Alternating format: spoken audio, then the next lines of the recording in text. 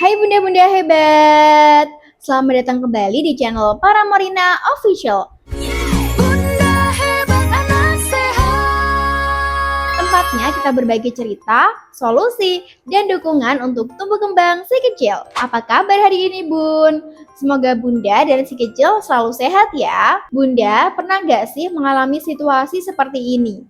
Lagi diskusi dengan pasangan, tiba-tiba suasana jadi panas dan akhirnya berdebat di depan anak. Atau mungkin bunda pernah bertanya-tanya, sebenarnya boleh gak sih orang tua bertengkar di depan anak? Banyak orang tua mengira anak tidak terlalu terpengaruh. Padahal bun, konflik orang tua yang sering terjadi di depan anak bisa berdampak pada perkembangan emosional dan mental mereka. Yuk, simak sampai selesai ya bun. Bunda, penelitian menunjukkan bahwa anak yang tumbuh di keluarga yang sering bertengkar memiliki tingkat kecemasan yang lebih tinggi. Bahkan beberapa penelitian menemukan bahwa perkembangan otak anak yang sering menyaksikan konflik orang tua bisa mirip dengan anak-anak yang hidup di lingkungan penuh tekanan, seperti daerah konflik atau perang. Bayangkan bun, ketika rumah yang seharusnya menjadi tempat paling aman justru sering dipenuhi pertengkaran. Akibatnya anak bisa mengalami rasa takut berlebihan, kecemasan tinggi, rasa tidak aman, dan menurunnya kepercayaan diri. Selain itu, konflik orang tua juga bisa mempengaruhi hubungan sosial anak dengan orang lain, kemampuan anak membangun pertemanan, bahkan prestasi belajar di sekolah. Karena ketika pikiran anak dipenuhi rasa cemas, mereka jadi sulit fokus untuk belajar. Dan yang paling sering terjadi adalah anak merasa bersalah ketika melihat orang tuanya bertengkar. Padahal sebenarnya konflik itu sama sekali bukan kesalahan mereka. Bunda, penting untuk dipahami bahwa perbedaan pendapat dalam hubungan itu wajar. Tidak ada hubungan yang selalu berjalan sempurna tanpa konflik. Misalnya situasi sederhana, seperti saat sedang berkendara dan menggunakan GPS, lalu arah jalan yang dipilih ternyata salah. Hal-hal kecil seperti itu bisa aja memicu perdebatan kecil. Namun yang perlu diperhatikan adalah cara kita menyelesaikan konflik tersebut. Nah, jika salah satu pasangan melakukan kesalahan, akan jauh lebih baik jika mengakui kesalahan, meminta maaf, dan menyelesaikan masalah dengan tenang. Dengan begitu, anak justru bisa belajar bahwa dalam hubungan yang sehat, konflik bisa diselesaikan tanpa saling menyalahkan atau menyerang. Keluarga yang sehat bukan berarti tidak pernah bertengkar sama sekali.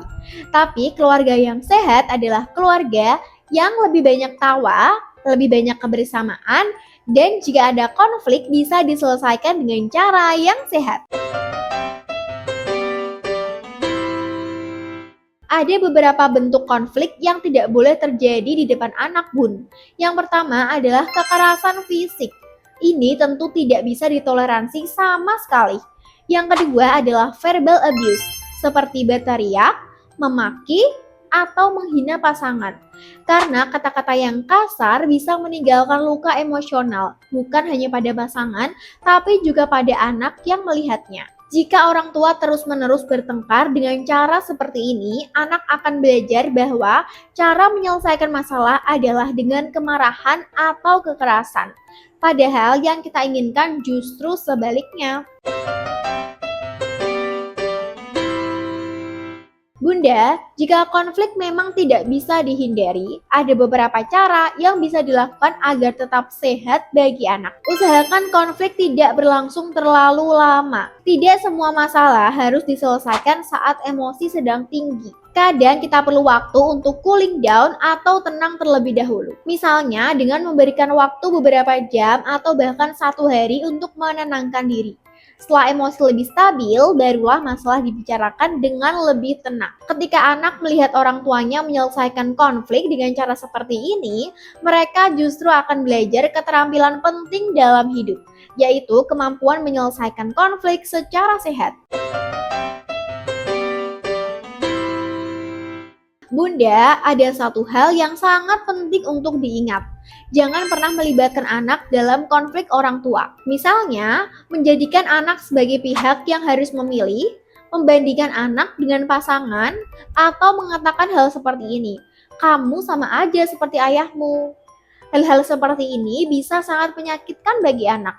Karena bagi anak, ayah dan ibu adalah dua orang yang sama-sama mereka cintai. Ketika anak merasa ditarik ke dalam konflik orang tua, mereka bisa merasa bingung, tertekan, bahkan merasa tidak diterima. Bunda, konflik dalam hubungan adalah hal yang wajar. Namun, yang perlu kita jaga adalah cara kita menghadapi konflik tersebut, terutama di depan anak. Ingat ya Bun, rumah seharusnya menjadi tempat yang aman untuk anak. Terima kasih udah menyimak pembahasan kali ini di channel Paramorina Official. Jangan lupa like, share video ini ke keluarga atau teman yang membutuhkan, dan subscribe agar tidak ketinggalan pembahasan bermanfaat lainnya. Paramorina, teman tumbuh anak Indonesia.